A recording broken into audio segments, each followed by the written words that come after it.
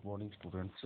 आज हम पढ़ेंगे लाइफ साइंसेस का सेकंड चैप्टर, व्हाट इज या फिर आवर एनवायरनमेंट। आवर एनवायरनमेंट में हम पढ़ेंगे आज सबसे पहले एनवायरनमेंट क्या होता है और एनवायरमेंटल साइंस किसको कहते हैं। एनवायरनमेंट क्या है, जैसे what is environmental science. Environmental science क्या होती है? Study of air water and land surrounding and organism. हम अपना एनवायरनमेंट किसको कहते हैं? Our surrounding is our environment. और अपनी सराउंडिंग के बारे में पढ़ने को हम क्या कहेंगे? एनवायरमेंटल साइंस है। और एक कम्युनिटी, हमारी सराउंडिंग में हमारी कम्युनिटी भी आती है। तो ये सारी चीज़ें जो हैं वो किसके अंडर आएंगी? Environment means our surrounding which ranges from a small area. ये छोटे से छोटे एरिया को भी हम अपना एनवायरनमेंट कह सकते हैं। And up to the earth entire biosphere, और अर्थ का पूरा बायोस्फीयर भी हमारा एनवायरनमेंट है। एक तो हो गया, हम कम्युनिटी लेवल पे बात करें तो हमारा एनवायरनमेंट छोटा एरिया आ गया। दूसरा एनवायरनमेंट हम ब्रॉडर लेवल पे बात करें तो पूरा का पूरा अर्थ जो है वो एक एनवायरनमेंट है। As well as the impact humans on the environment. इसके अंदर हम ये भी पढ़ेंगे कि ह्यूमन बीइंग का क्या असर है एनवायरनमेंट के ऊपर। तो जो एनवायरनमेंट की स्टडी होती है उसको हम एनवायरनमेंटल साइंस कहते हैं। और environment is our surrounding, study of our surrounding is known as environment, environmental science. And इसी के अंदर हम पढ़ेंगे what is the impact of human beings on the environment. Human being का क्या असर है एनवायरनमेंट के ऊपर। तो उसके अंदर जो हम चीज़ पढ़ेंगे वो है वेस्ट। सबसे पहले जो चीज़ पढ़ेंगे वो क्या है? वेस्ट। सबसे पहले पता होना चाहिए वेस्ट क्या होता है।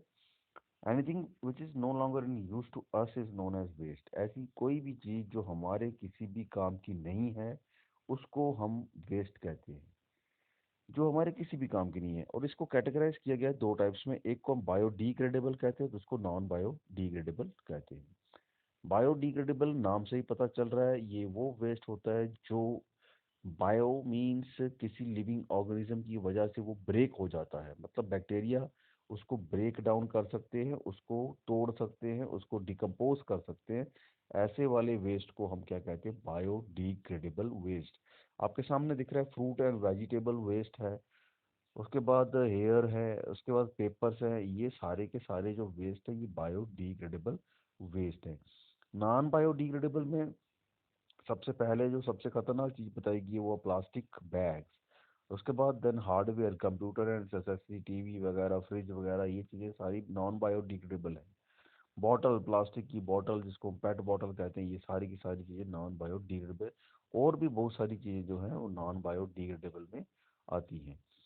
तो बायोडिग्रेडेबल वेस्ट जो होते हैं वो डिकम्पोज हो जाते हैं, और जिसके वो बने हुए हैं, जिन चीज़ों से वो चीज़ बनी थी, ये फ्रूट जिसका बना था, जिन न्यूट्रिएंट्स का बना था, जो ऑर्गेनिक मैटर का बना था, दोबारा से वो अर्थ में ऐड कर देते हैं।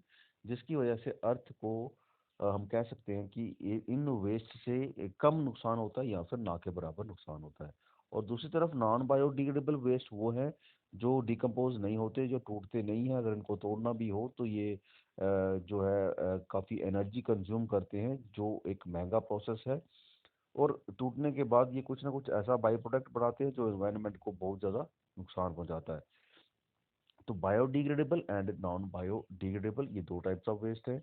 उसके बाद इसको फिर से कैटेगराइज किया गया है डिफरेंट टाइप्स में। Sir number one, organic waste. Organic waste में आपके फ्रूट, पेपर, लेदर वगैरह ये सारी चीज़ें आएंगी जो डिकम्पोज हो जाती हैं और जो सड़ने गलने के बाद मिट्टी में जो है मिल जाती हैं, और मिलने के बाद उसमें कुछ ना कुछ न्यूट्रिएंट्स ऐड करती हैं, ह्यूमस ऐड करती हैं। हैजर्डस वेस्ट वो हैं जो बहुत ही ज़्यादा खतरनाक है, जो हम लाइफ सेटिंग भी कह सकते हैं। जैसे लेफ्ट ओवर मेडिसिन हो गई, उसके बाद अनयूज्ड या यूज्ड बैटरीज, ये ऐसी वाली चीज़ें जो होती है वो हैजर्डस में आएंगी। सॉलिड वेस्ट आता है, देन लिक्विड वेस्ट आएगा, एंड देन रिसाइकलेबल। जैसे रिसाइकल लेबल में कौन सी आ सकती है? डिफरेंट टाइप्स ऑफ मेटल्स आ जाएंगे।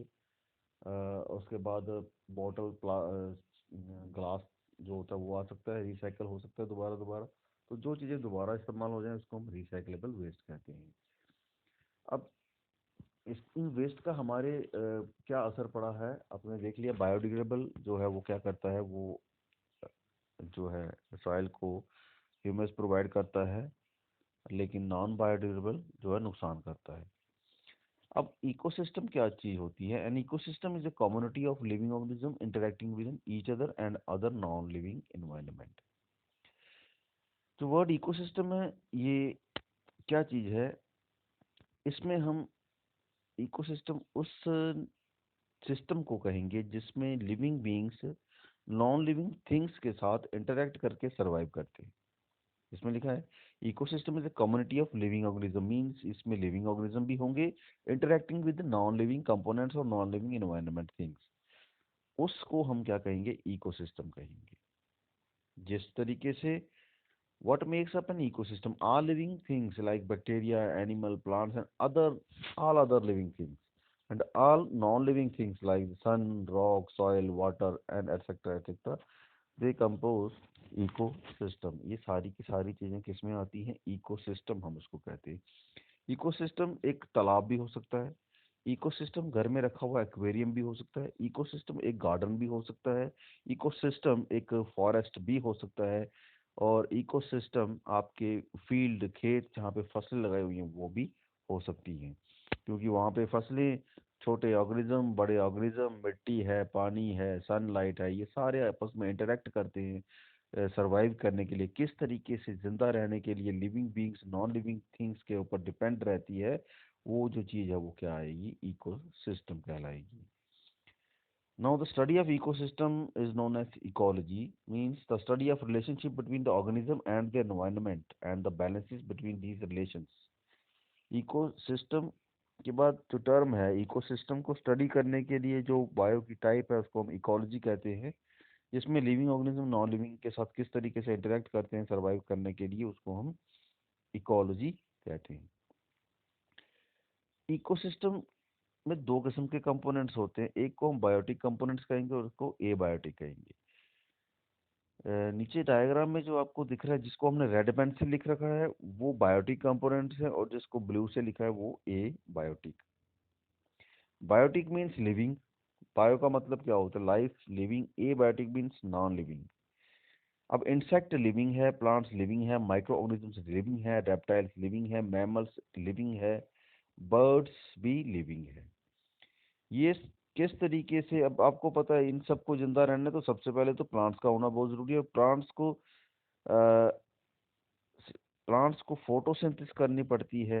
अब फोटोसिंथेसिस के लिए उसको नॉन लिविंग थिंग्स चाहिए, उसको एयर चाहिए, वो एबायोटिक कंपोनेंट्स है। उसको कार्बन डाइऑक्साइड चाहिए, एबायोटिक कंपोनेंट्स है। उसको सनलाइट चाहिए, एबायोटिक कंपोनेंट है। वो बनाता ऑक्सीजन है, एबायोटिक कंपोनेंट है। तो इस तरीके से बायोटिक और एबायोटिक आपस में किस तरीके से रहते हैं, किस तरीके से उनका रिलेशनशिप है, उस चीज़ को हम क्या कहेंगे? उस चीज़ की स्टडी को हम इकोलॉजी कहेंगे, और वो जो रिलेशनशिप है उसको हम इकोसिस्टम कहेंगे। इकोसिस्टम में आपके सामने है चार्ट बनाया हुआ, इसमें कंपोनेंट्स दो किस्म के हैं, एक तो बायोटिक और दूसरा एबायोटिक। एबायोटिक में कंपोनेंट्स को फर्दर क्लासिफाई किया गया है क्लाइमेटिक एंड एडेपिक। क्लाइमेटिक में क्लाइमेट, जैसे रेन, लाइट, विंड, टेम्परेचर, ये क्लाइमेट है।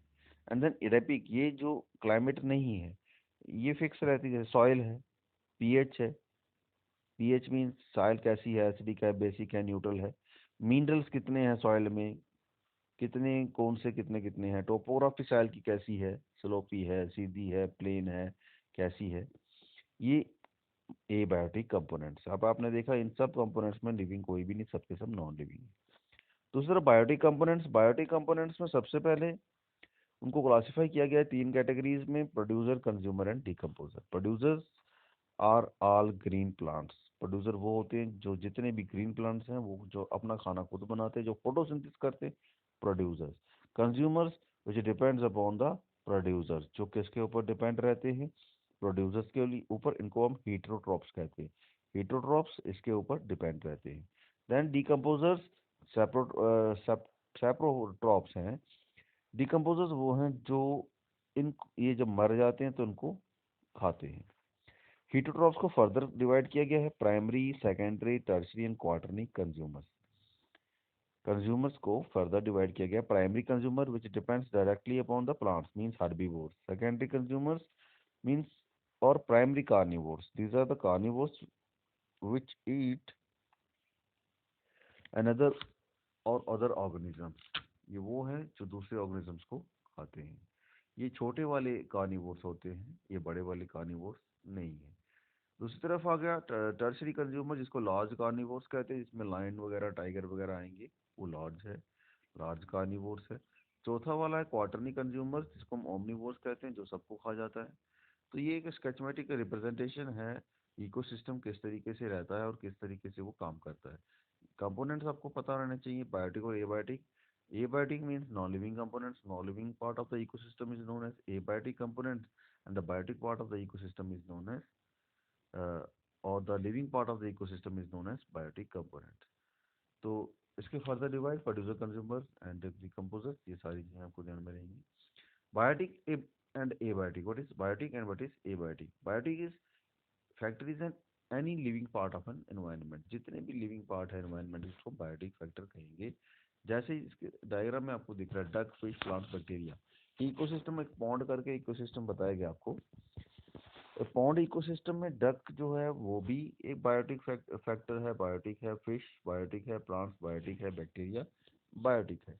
और इस पॉन्ड इकोसिस्टम में एबायोटिक क्या है? सनलाइट एबायोटिक है, टेम्परेचर एबायोटिक है, सॉयल एबायोटिक है, कंपोजिशन एबायोटिक है, उस पानी में कितनी मात्रा में कौन कौन से मिनरल्स हैं वो उसको कंपोजिशन कहेंगे। वाटर एबायोटिक है and pH of the water is also abiotic. Second diagram, abiotic components वो होते हैं that are non living factors that living things need to survive. ये वो है नॉन लिविंग है, हम लिविंग है, हमें ऑक्सीजन चाहिए, ऑक्सीजन नॉन लिविंग। हमें वाटर चाहिए, वाटर इज नॉन लिविंग। हमें फूड चाहिए, फूड इज नॉन लिविंग। ये सारी कंपोनेंट्स जो है ये हम इसको नॉन लिविंग फैक्टर्स हैं, लेकिन हमें चाहिए जिंदा रहने के लिए, तो सर्वाइव, इसलिए हम इसको हम इनकी स्टडी करते हैं। इनकी स्टडी को हम इकोलॉजी एंड जो सिस्टम है उसको हम इकोसिस्टम कहते हैं। रिलेशनशिप को हम इकोसिस्टम कहेंगे और स्टडी को इकोलॉजी कहेंगे। Example, soil, sunlight, water, air, temperature, inorganic nutrients, all these are the examples of biotic and abiotic components. So this is all about short about what is environment, what happens when we add waste to the environment, categories of waste, types of waste, and then components of an ecosystem, what is ecology. Thank you.